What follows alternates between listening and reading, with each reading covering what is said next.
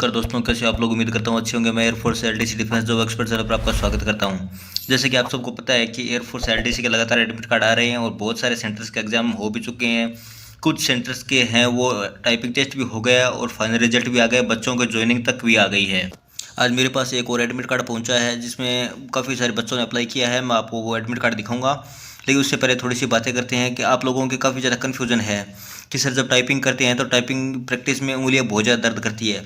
तो भाई एक बार शुरू शुरू में आपकी उंगलियां दर्द करेगी, काफ़ी ज़्यादा दर्द करेगी, लेकिन आपको इतना ज़्यादा भी नहीं करना है कि उंगलियों में सूजन आ जाए।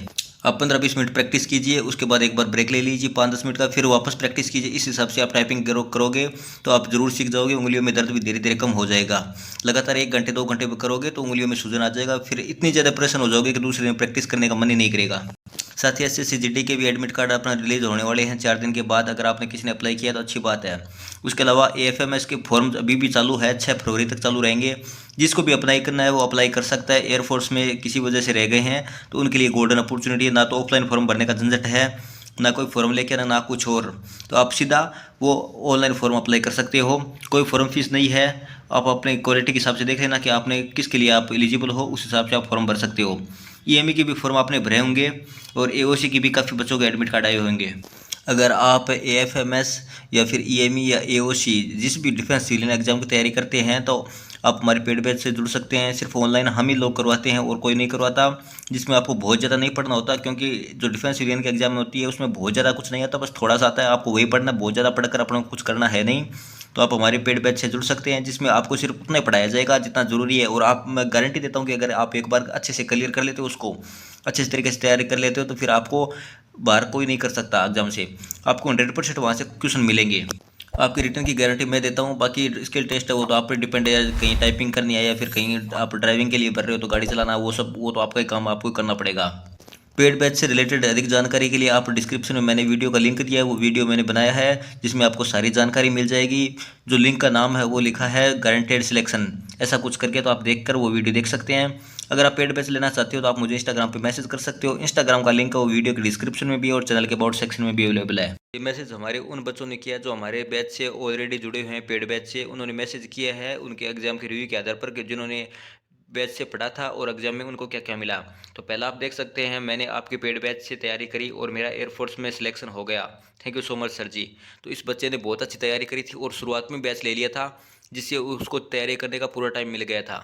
ठीक है, अगर आप लास्ट में लेते हो बैच तो आपको तैयारी करने का पूरा मौका नहीं मिलता, जल्दीबाजी में हड़बड़ी में ऐसा ही पढ़ा जाता है। तो आप शुरुआत में कुछ चीज़ करें, शुरुआत अभी से कर दीजिए।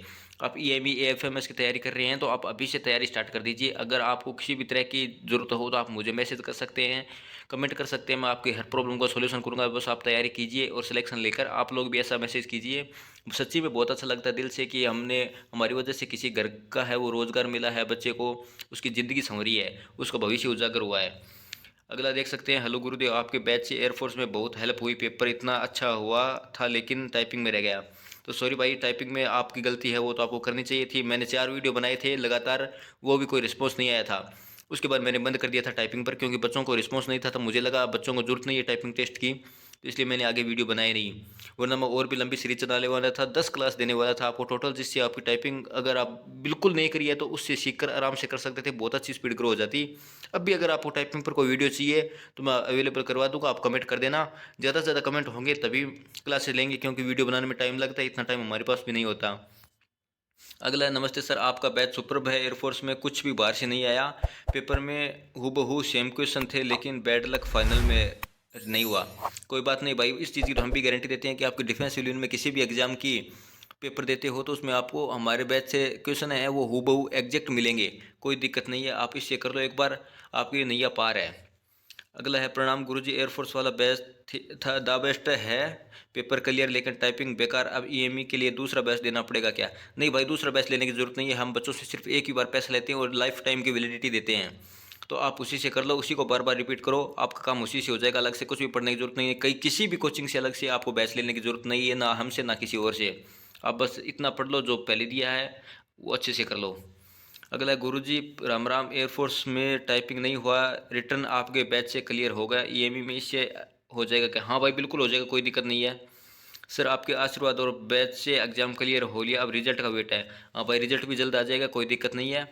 आप बस मोटिवेटेड रहिए और आगे तैयारी भी करते रहिए, क्योंकि अभी जो मैं आपको एडमिट कार्ड दिखा रहा हूँ, ये एडमिट कार्ड रेस कोर्स से आया है आपका, जो दिल्ली में है, जिस भाई ने सेंटर में एग्जाम भी अभी जो मैं आपको एडमिट कार्ड दिखा रहा हूँ, ये अपना रेस कोर्स से आया है न्यू दिल्ली से। जिस भी भाई ने अप्लाई किया था और उसका एडमिट कार्ड अभी तक नहीं आया है, तो आप पोस्ट ऑफिस में पता करो, क्योंकि ना तो इसमें ऑनलाइन का कोई सिस्टम है ना कुछ, और आपको पोस्ट से आएगा, वो भी नॉर्मली ऑर्डिनरी पोस्ट से आएगा। तो कई बार पोस्टमैन काम चोरी के डर से वो आप लोगों को पहुंचाते नहीं है, वहीं पर पड़ा पड़ा सड़ता रहता है और फिर कहीं कचरे में फेंक देते हैं उसको। तो आपने अभी तक प्राप्त नहीं किया तो आप जाकर पोस्ट ऑफिस में पता कर सकते हैं। इसमें जो आपकी एग्जाम डेट रहने वाली है वो 28 जनवरी 2025 को दोपहर 2 बजे। 1400 आवर्स का मतलब है दोपहर 2 बजे। कुछ बच्चों को टाइम में बड़ा कन्फ्यूजन रहता है, जैसे 1200 आवर्स है, 1500 आवर्स का मतलब 3 बजे, 1600 आवर्स का मतलब 4 बजे, ये शाम का टाइम होता है। डिफेंस में इसी तरीके से लिखा जाता है। जो एड्रेस रहने वाला आपका वो है station parade ground, air force station New Delhi, Lok Kalyan Marg, race course New Delhi, और entry will be allowed from exit gate of air force station New Delhi, ठीक है। और इसमें जो आपका रिपोर्टिंग टाइम है वो 12:30 से लेकर 13:45, अच्छा इतने में आपका एग्जाम क्लियर हो जाएगा। और आपको एक सीट पर, जितनी भी उसमें सीट है, मान लो 10 वैकेंसीज है, तो 100 बंदों को बुलाया जाएगा स्किल टेस्ट के लिए। तो इसमें लिखा है कि एक सीट पर मात्र 10 बंदों को स्किल टेस्ट के लिए बुलाया जाएगा। तो आप अच्छी तैयारी करके जाएं और पूरी पॉजिटिव एनर्जी के साथ जाएं, जिससे आपका नंबर ऑन टॉप में आए और आपको स्किल टेस्ट देने का मौका मिले और आप सिलेक्शन लें। बस इतना सा, थैंक यू सो मच।